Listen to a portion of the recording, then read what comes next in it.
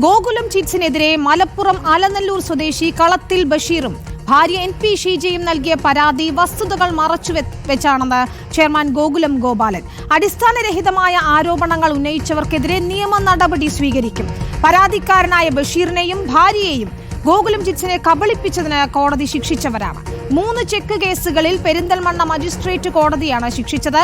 പരാതിക്കാർ ഗോകുലം ചിറ്റ്സിന്റെ പെരിന്തൽമണ്ണ ബ്രാഞ്ചിൽ നിന്ന് 4 ചിട്ടികളിൽ ചേർന്ന് 1,85,00,000 രൂപ വിളിച്ചെടുത്തിരുന്നു. എന്നാൽ ചിട്ടിപ്പണം തിരിച്ചടയ്ക്കാതെ കമ്പനിയെ കബളിപ്പിക്കുകയായിരുന്നു. ഏതായാലും ഇക്കാര്യങ്ങളിൽ ഇപ്പോൾ ഗോകുലം ഗോപാലന്റെ വിശദീകരണമാണ് വന്നിരിക്കുന്നത്. നിയമ നടപടി സ്വീകരിക്കും എന്ന് തന്നെയാണ് അദ്ദേഹം വ്യക്തമാക്കുന്നതും. സിനോജ് തോമസ് ഉണ്ട് വിശദാംശങ്ങളുമായി. സിനോജ്, ഇത്തരത്തിൽ കബളിപ്പിച്ചവർക്കെതിരെ, വ്യാജ പരാതി നൽകിയവർക്കെതിരെ നിയമ നടപടിയുമായി മുന്നോട്ട് പോവുകയാണ് ഗോകുലം ചിറ്റ്സ് എന്നാണ് മനസ്സിലാക്കാൻ കഴിയുന്നത്. എന്താണ് ഇത്തരത്തിലുള്ള ആരോപണങ്ങൾക്ക് അടിസ്ഥാനമായിട്ടുള്ള കാര്യം? വിശദാംശങ്ങൾ എന്താണ്? വിനീത, അതായത് വ്യാജ സീലും വ്യാജം ഒപ്പ് ഉൾപ്പെടെ വ്യാജരേഖ തയ്യാറാക്കിയെന്ന പരാതിയിൽ ഗോകുലം ചെയർമാൻ ഗോകുലം ഗോപാലിനെതിരെയും ഗോകുലം ഗ്രൂപ്പിന്റെ ഡയറക്ടർ ബോർഡ് അംഗങ്ങൾക്കെതിരെയും കേസെടുത്തുന്ന തരത്തിൽ കഴിഞ്ഞ ദിവസം വാർത്തകൾ വന്നിരുന്നു. പക്ഷേ ഇത് വസ്തുതകൾ മറച്ചു വെച്ചുകൊണ്ടുള്ള പരാതിയാണ്, ആക്ഷേപമാണെന്നാണ് ഗോകുലം ഗോപാലിന്റെ വിശദീകരണം എന്ന് പറയുന്നത്. ഇതിനെതിരെ നിയമ നടപടി സ്വീകരിക്കുമെന്നാണ് ഗോകുലം അറിയിച്ചിരിക്കുന്നത്. അതായത് ഈ പരാതി നൽകിയിരിക്കുന്ന മലപ്പുറം സ്വദേശികളായ ബഷീറും ഭാര്യ ഷീജയും ഗോകുലത്തിന്റെ പെരിന്തൽമണ്ണയിലെ ശാഖയിൽ നിന്ന് ചിട്ടിയിൽ ചേർന്നിരുന്നു. 4 ചിട്ടികളിലാണ് അവർ ചേർന്നിരുന്നത്. 1,85,00,000 രൂപ ഇവർ ഈ 4 ചിട്ടികളിൽ നിന്നായി വിളിച്ചെടുക്കുകയും ചെയ്തു. സ്വാഭാവികമായിട്ട് ചിട്ടി വിളിച്ചെടുത്തിട്ടുണ്ടെങ്കിൽ അത് ഓരോ ഗഡുക്കളായിട്ട് തിരിച്ചടയ്ക്കേണ്ടതാണ്. പക്ഷേ ഈ പണം തിരിച്ചടയ്ക്കാതെ ഗോകുലം ഗ്രൂപ്പിനെ അവർ വഞ്ചിക്കുകയാണ് ചെയ്തത്. അങ്ങനെ ഇത് ചെന്നൈയിലെ കോടതിയിൽ കേസ് നടത്തുന്നു. ഒടുവിൽ ഗോകുലം ചിറ്റ്സിന് അനുകൂലമായ വിധി വരുന്നു. ആ വിധിക്കെതിരെ ഇരുവരും അപ്പീൽ പോലും നൽകിയിട്ടില്ല എന്നാണ് ഗോകുലം ഗോപാലൻ പറയുന്നത്. അങ്ങനെ ഇതിന്റെ ഭാഗമായിട്ട് പെരിന്തൽമണ്ണ മജിസ്ട്രേറ്റ് കോടതിയിൽ 3 ചെക്ക് കേസുകൾ കൂടി ഗോകുലം ചിറ്റ്സ് നൽകുന്നു. അതായത് വണ്ടി ചെക്കുകളായി മാറിയത് കൊണ്ട് തന്നെ ചെക്ക് കേസ് നൽകുന്നു. ഒടുവിൽ മജിസ്ട്രേറ്റ് കോടതി ബഷീറിനെയും ഭാര്യയും തടവ് ശിക്ഷയ്ക്ക് വിധിക്കുന്നു.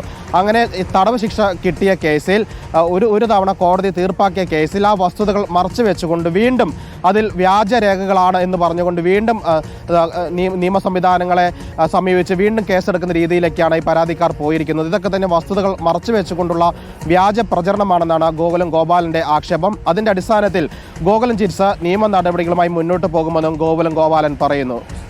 അതായത് സിനോജ്, ഇത്തരത്തിൽ കബളിപ്പിച്ചവർ തന്നെ, അതായത് 4 ചിട്ടികളിൽ ചേർന്ന് 1,85,00,000 രൂപ, വലിയ തുക തന്നെയാണ് അവർ പറ്റിച്ചത്. അതിൽ ശിക്ഷ വിധിക്കുകയും ചെയ്തതാണ്. എന്നിട്ടും അത് മറച്ചു വെച്ചുകൊണ്ടാണ് ഇത്തരത്തിൽ പരാതിയുമായി മുന്നോട്ട് വന്നിരിക്കുന്നതെന്നല്ലേ? അതായത് കോടതിയുടെ തന്നെ ആർബിട്രേഷൻ കോടതിയുടെ തന്നെ അനുകൂലമായ വിധി ഉണ്ടായിട്ട് കൂടിയാണ് ഇത്തരത്തിൽ വീണ്ടും വ്യാജരേഖകൾ ഉണ്ടാക്കിക്കൊണ്ടുള്ള പരാതികളിലേക്കൊക്കെ തന്നെ പ്രതികൾ കടന്നിരിക്കുന്നത്. ഗുരുതരമായ കുറ്റകൃത്യം എന്ന് തന്നെ നമുക്ക് കരുതണം, അല്ലേ? വിനീത, അതായത് 2 തവണ ഈ വിഷയം കോടതി, ചെന്നൈയിലെ കോടതിയും പെരിന്തൽമണ്ണയിലെ മജിസ്ട്രേറ്റ് കോടതിയും ഈ കേസ് പരിഗണിച്ച് തീർപ്പാക്കിയതാണ്. അങ്ങനെ ഏതെങ്കിലും തരത്തിൽ ആക്ഷേപം ഉണ്ടായിരുന്നെങ്കിൽ കോടതി ഉൾപ്പെടെ ഈ രേഖകളൊക്കെ തന്നെ പരിശോധിച്ചിട്ടായിരിക്കുമല്ലോ അന്തിമ വിധി നൽകുക. അങ്ങനെ ഉണ്ടായിരുന്നെങ്കിൽ ആ ഘട്ടത്തിൽ തന്നെ ഈ പരാതിക്കാർക്ക് കോടതിയെ ബോധിപ്പിക്കാമായിരുന്നു. ഇത് വ്യാജരേഖയാണ്, വ്യാജ ഒപ്പാണ്, അല്ലെങ്കിൽ വ്യാജ സീലാണെന്ന് ബോധിപ്പിക്കാവുന്ന കാര്യം മാത്രമേ ഉണ്ടായിരുന്നുള്ളൂ. പക്ഷേ കോടതി 2 തവണ തീർപ്പാക്കി കോടതി ശിക്ഷിച്ച കേസിലാണ് അതൊക്കെ തന്നെ മറച്ചു വെച്ചുകൊണ്ട് അതുമായി ബന്ധപ്പെട്ട രേഖകളിൽ വ്യാജ സീലും വ്യാജ ഒപ്പും വെച്ചെന്ന ഒരു പരാതിയുമായി മുന്നോട്ട് വന്നിരിക്കുന്നത്. സ്വാഭാവികമായിട്ട് അങ്ങനെ ഒരു പരാതി കിട്ടിക്കഴിഞ്ഞാൽ പോലീസ് കേസെടുക്കും. അതായത് ആദ്യം പെരിന്തൽമണ്ണ പോലീസിൽ പരാതി നൽകിയെങ്കിലും പോലീസ് കേസെടുക്കാൻ തയ്യാറായിരുന്നില്ല.